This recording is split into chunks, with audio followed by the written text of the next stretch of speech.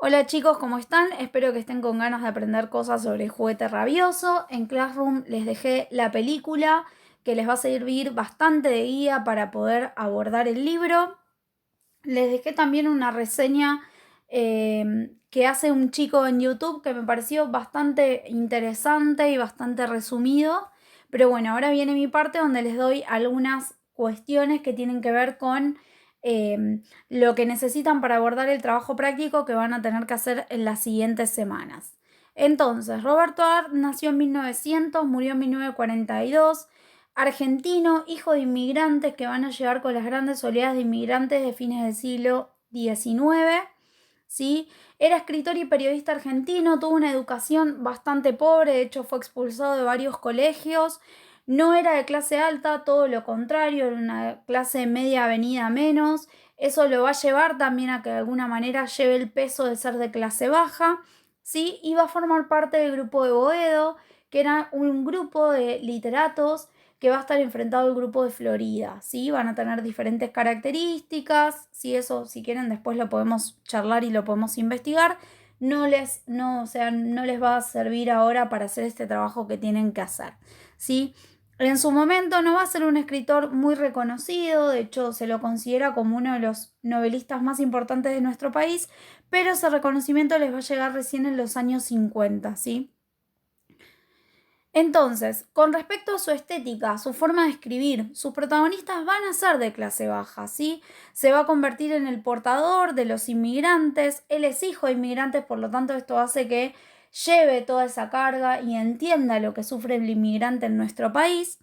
Muchos lo van a criticar porque escribe mal, van a decir que de hecho escribe mal, que tiene bastantes falencias en cuanto a su vocabulario y a una sintaxis bastante descuidada, va a tener faltas de ortografía incluso, y Huiraldes va a ser el que corrija sus obras, ¿sí? Pero en realidad esto puede leerse, ¿sí? De una manera eh, como escondida, de que en realidad lo que hace es escribir con este vocabulario pobre, con esta sintaxis descuidada, porque le está dando voz a personajes de clase baja que van a tener problemas de vocabulario y un lenguaje bastante acotado. Entonces, si bien se lo criticó en su momento por escribir mal, también tenemos que tener en cuenta que él va a ser el portador de clases bajas. Es uno de los primeros escritores profesionales, ¿sí? Si bien no va a vivir de la literatura durante su juventud, en realidad va a vivir de su escritura como periodista, que era su sostén, y eso lo va a llevar también en sus tiempos libres a producir literatura. De hecho, va a escribir incluso en la redacción del diario en el medio de su trabajo, y muchas veces esas historias que él va a contar como periodista lo van a inspirar para algunas de sus novelas y sus obras de teatro, ¿sí? Si nos metemos más en lo que es el juguete rabioso, vamos a tener que es una novela de aprendizaje, va a ser la primera novela de Roberto Art, va a estar escrita en 1922, Roberto Art va con mayúscula las dos palabras, chicos, ahí se me fue. Va a ser escrita en 1922 y va a ser publicada 4 años después.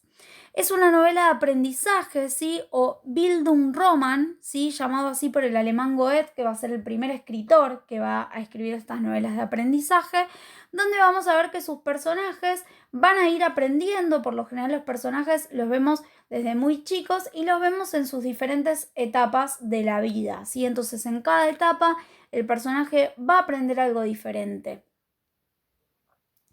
¿Cuál va a ser la característica de esto de la novela de aprendizaje? Bueno, va a mostrar el proceso de aprendizaje, como les decía recién, y el desarrollo del protagonista, sobre todo su personalidad, ¿sí? Su madurez. Entonces lo vamos a ver desde su nacimiento, desde su niñez, hasta que alcance la madurez. En el caso del juguete rabioso lo vamos a ver desde que tiene 14 años en el primer capítulo y lo vamos a ver adulto ya en el cuarto, ¿sí?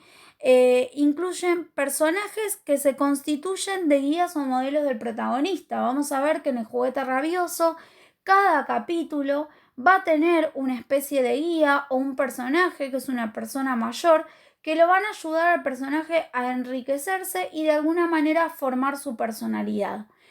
Desde lo bueno como desde lo malo, ¿sí? Les va a servir de guía para eso, para formar su personalidad, qué es lo que quiere conseguir él o no, ¿sí? y van a proponer experiencias en las que el protagonista aprenda lecciones de vida positivas o negativas. Siempre lo que va a buscar el personaje en la novela de aprendizaje es salir de su estatus social por uno mejor, ¿sí?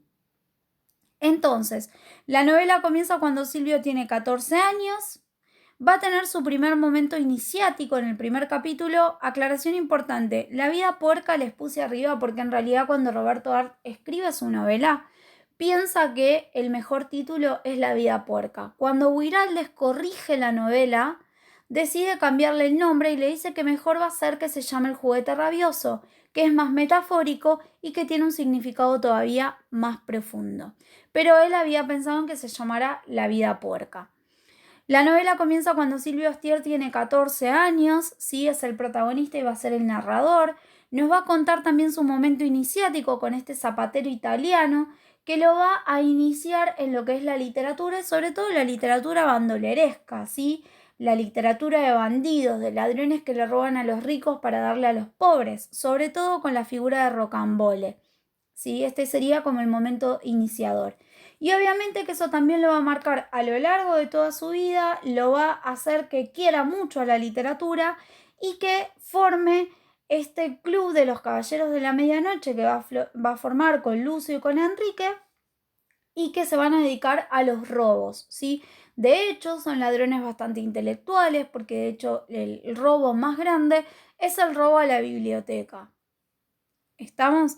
Así que bueno, básicamente a lo largo de los capítulos vamos a ver diferentes características de la personalidad de Silvio. Y el título nos va a representar a su protagonista como un juguete que va a estar en manos de otras personas y que se vuelve rabioso por esa manipulación que va a sufrir, ¿sí?, a lo largo de su vida. Va a tener 4 capítulos. El primer capítulo es Los ladrones, ¿sí?, donde vemos a este Silvio que va a estar iniciado y que esa guía va a ser el italiano que le presta los libros. Va a tener el Club de los Caballeros de la Medianoche, el robo a la biblioteca, ¿sí? Y ahí se va a dar por finalizada la primera parte del Club de los Caballeros de la Medianoche, va a ser eliminado, ¿sí?, de la vida de los chicos. En el segundo capítulo, que se llama Los trabajos y los días, lo vamos a ver a Silvio trabajando en la librería de Don Gaetano, donde va a ser bastante humillado y donde va a sufrir de verdad esto de ser de clase baja y la humillación que siente y lo lejos que se siente de las otras clases sociales. Y de hecho él no quiere trabajar, pero tiene que trabajar para ayudar a su mamá, ¿sí?, que ha quedado sola con su hija y que de alguna manera necesita de la ayuda de su hijo. Entonces es donde se va a ver humillado. Vamos a tener el episodio de la canasta, el episodio de la mesa. Entonces todo esto va a hacer que Silvio se sienta muy mal con su condición social de pobre, ¿sí?